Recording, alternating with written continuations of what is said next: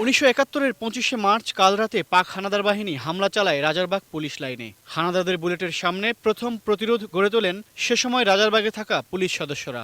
তৎকালীন পুলিশের কেন্দ্রীয় ওয়্যারলেস বেজ স্টেশন থেকে একটি বেতার বার্তা দেশের বিভিন্ন পুলিশ লাইনে পাঠান বেতার অপারেটর শাহজাহান মিয়া।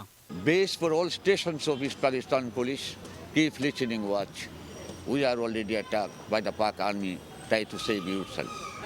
এর পরের ইতিহাস সবার জানা।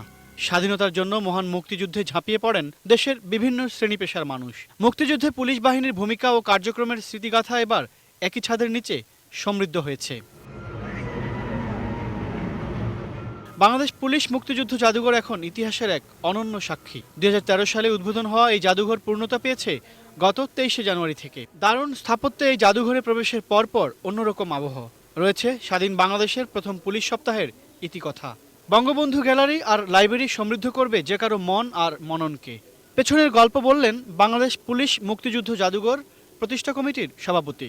বাংলাদেশের মুক্তিযুদ্ধে বাংলাদেশ পুলিশের যে অবিস্মরণীয় অবদান সেটি যাতে বর্তমান এবং আগামী প্রজন্মের কাছে সঠিক এবং সুন্দরভাবে তুলে ধরা যায় সেই প্রত্যয় নিয়েই আমরা বাংলাদেশ পুলিশ মুক্তিযুদ্ধ জাদুঘর তৈরি করি।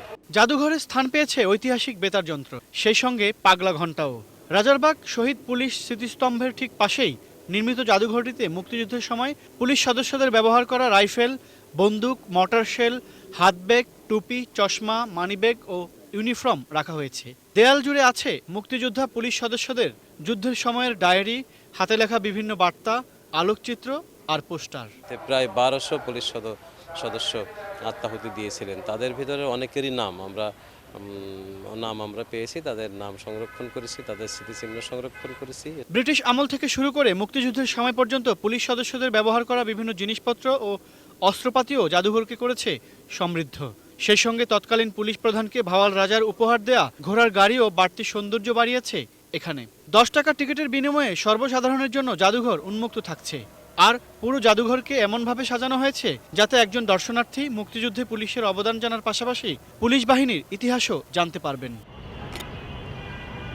Imran Hossain Suman, ATN news, Dhaka.